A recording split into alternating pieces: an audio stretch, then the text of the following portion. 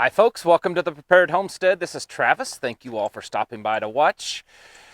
Well, it's getting close, and I know some of you are kind of sitting on edge, waiting for tomorrow, January 6th. And some of you, you're like, who cares? It doesn't matter. It's all a big charade, and you're right.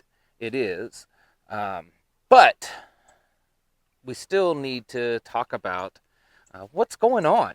And is it something that we need to be worried about? Is it all just talk from the left and from the right and threats and and pride? Or is there some danger to this, basically constitutional crisis that we potentially face leading into tomorrow, January 6th, when the Congress votes to certify the Electoral College vote? And so I want to talk about that today. Before we get started, if you are in the market for some long-term emergency food supplies or water filters, things that would, you need to be getting to bulk up on your prepping supplies. If you're looking for that type of items, I would encourage you to check out the link in the description below. It's to My Patriot Supply, which is a company that I've partnered with, and they make some really good quality products, and the prices compared to others on the market, I think, are extremely reasonable, and they're products that we use here also. So if you want to check them out, like I said, I'll leave a link in the description below. So tomorrow is January 6th. Most of you know what's going on. I'm not going to give you any background into what it is and everything, because I would assume that most of you have kind of been following this.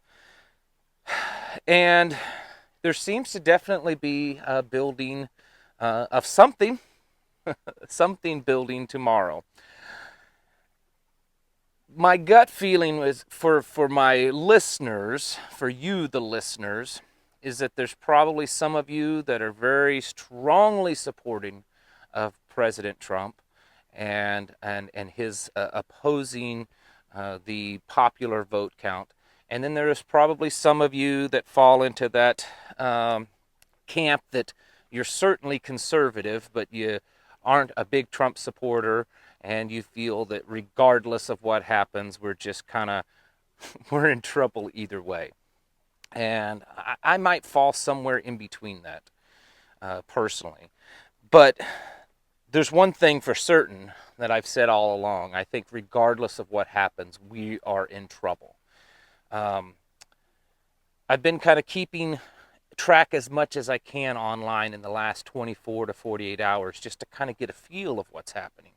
And it does appear that there are thousands of people, probably tens of thousands, maybe even hundreds of thousands of people that are flooding into Washington, D.C. This morning online, there's numerous videos of people on flights, in chartered buses, long lines of cars that are flooding into Washington, D.C. And already, as of the making of this video, there were what appears to be several thousand of people on the streets in Washington, D.C. in support of President Trump. The mayor of Washington, D.C. has called up the National Guard, and there should be a presence of National Guard. The police chief of Washington, D.C. has already, made statements that they are, actively in preparations for this, and that they are, going to have as many officers as they can on the streets. And then I'm sure there's going to be a lot of opposition protest, counter-protest to all of the Trump people out there. President Trump has been, for days now, actually for the last couple of weeks or so, putting out the call for his supporters to come to Washington, D.C. for this big day. All the legal things that they have tried to do in courts has failed. Not, and I will clarify this, not failed because the judges, because their cases weren't good enough. And which is something that the left and the media is trying to spin. That, well, the court system threw these out. The court system's already determined that there was no fraud. That's not exactly true. Nothing has actually gone to court because none of the judges will actually take any of these cases in their courts. So, as to date, nothing's really been determined in the courts either. They just refuse to hear the cases. And it's usually on technicalities. So, when you hear the media say that, well, the courts have already determined, again, that's a spin on the truth that it's not true. You have President Trump that has made statements, even last night, and I watched another video yesterday that he had spoken with Glenn Beck, and both of those cases, he said that he knows it for a fact that he's won, and he's not leaving. He's not conceding, and he's not leaving. That he knows he's won. There are reports in the news that the Secret Service is already trying to work on a plan on how to remove him if it's determined that he did not win re-election. And then the other side, Kamala Harris, I've heard her say it, that they absolutely know that they have won, that they will, in fact, be taking office on January 20th. So what you have here are really battle lines forming. I mean, yes, they've been forming for a long, long time, but they're definitely forming now, where you have two sides that appear to be absolutely determined to take office on January 20th. Of course, you have Vice President Pence. It's kind of up in the air what he plans on doing tomorrow. A lot of people believe that it all rests in his hands, and maybe that's true. I know that there's a lot of rumors of other options that the president could do to keep himself into office. But the point is, we're headed for some pretty, I believe, serious trouble here, folks. At some point, one side is going to have to step down, okay? One of the two sides is going to have to admit that they lost, right? Well, that's one option at least. That one side just finally says, okay, you're right, you won, we lost, I'm going to step down and go away. It's hard to imagine either side at this point doing that at all in any type of calm way. I cannot imagine at this point either side doing that. And it's still possible, but it's like they've painted themselves into a corner, and they're just not going to back down. So that's one possibility. And where does that lead us? I don't know. But the other possibility is that some type of physical, violent confrontation happens. That one side is forced to, sorry about that, kicked the camera. That one side is forced to leave through violent overthrow, or to take over through violent overthrow. Then we have the other possibility of there just be two competing presidents. And that's something that's been going on in Venezuela, where you have a presidential crisis. You have two people claiming to have won the presidency, two people claiming legitimacy, two people claiming to have been sworn into office and to be currently acting as the president of that nation, two separate presidents at the same time. We could also see a scenario like that. In the end, I think there's some serious trouble here. Now, I'm not one of these doomsdayers. I'm not one of these QAnon types that are regurgitating all these possible theories and everything. I'm just looking at it on the surface, and I'm really trying to look at it through non-biased eyes. And what I see is definite corruption, but the bigger point is you've got two people pushing to be elected or to be sworn into office on January 20th. And I really cannot imagine, it's like someone said, I was watching, even if the Senate and the House, they vote to support the popular votes electors, do you think that Trump supporters, a lot of these Trump supporters, are just going to say, okay, all right, we give up and we go away? I mean, maybe they will. Because if you're going to bring that many people into Washington, D.C. and surround the Capitol, which is their plan, I mean, are they ready to, are they just there to wave banners, or are they there to actually be prepared to take siege and to start, basically a revolution? The deputy White House chief of staff posted a picture on his Facebook account of the White House from the outside, and it does appear that they are flying a Betsy Ross flag, a flag that was very famously known during the Revolutionary War, and during the early parts of American history. Are they sending a message? Do they know something that we don't? Are we seriously looking at a civil war scenario, or is just more of this, talk of like that what might happen and then actually nothing happened? These rumors and conspiracies that are constantly going around that end up never panning out.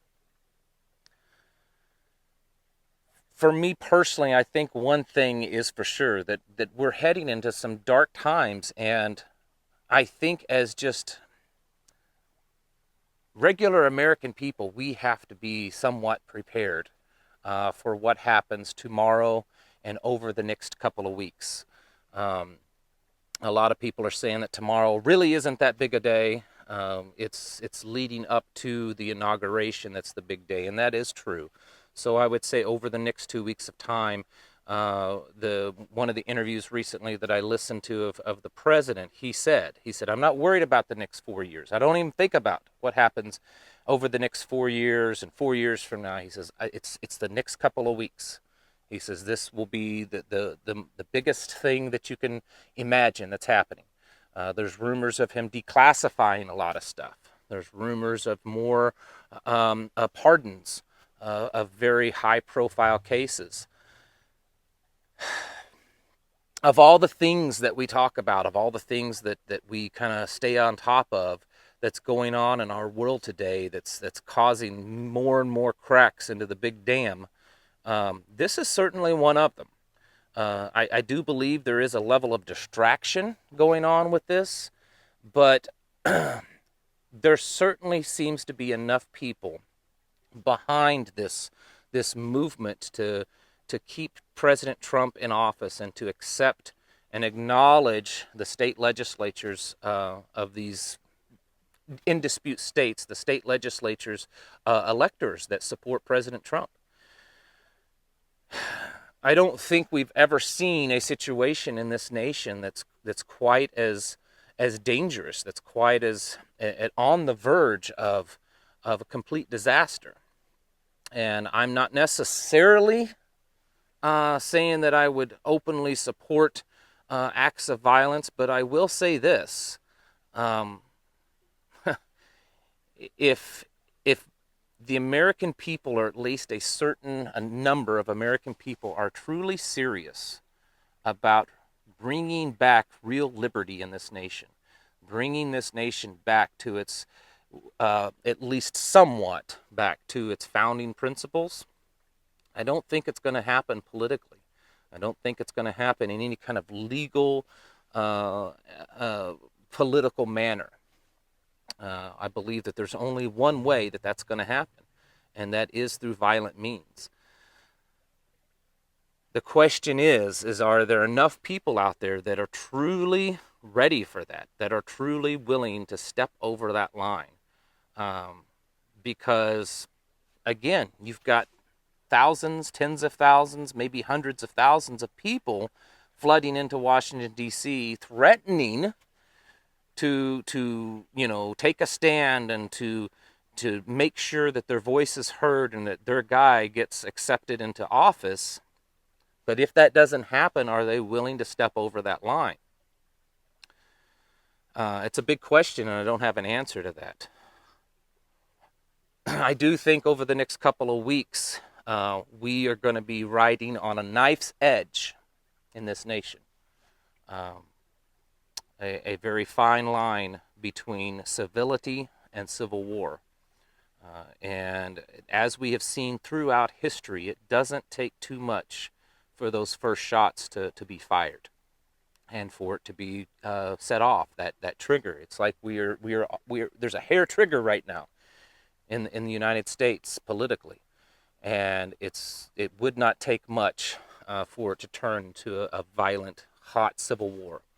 So personally, I think, regardless of where you stand politically and what you think of the president or the election or how the outcome is or should be, I think that over the next at least 24 hours and over certainly the next couple of weeks, it's something to watch and to be guarded and ready, because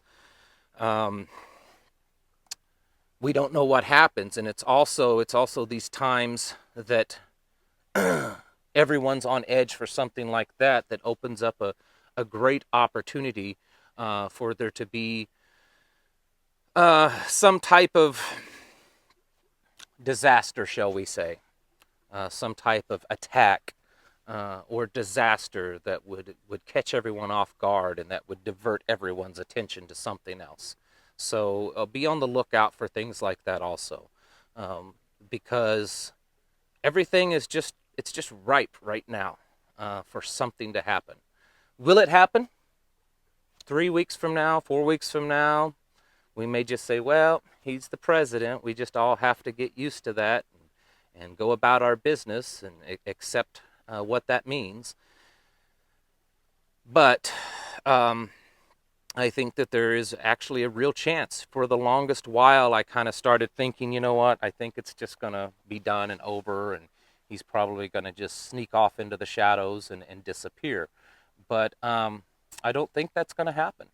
At least if what he says is true and what he says he's going to do is true, it does appear that President Trump is in this fight for the long haul, and he's, his own word says that he's not backing down, and he's going to fight this to the very end. What that means, well, time will tell. So, folks, be ready. You may not live anywhere near Washington, D.C., so you may say, well, it won't affect me where I'm at. Depending on what happens over the next couple of weeks, it certainly could affect the entire nation. And so you need to start being ready, at least. I mean, I don't know that you need to physically do anything other than your normal preparations for daily life, but you certainly, I think, should be mentally preparing yourself for a more violent outcome or for things to happen that could shock the world. All right, folks, thank you all for watching. I'll catch you in the next video.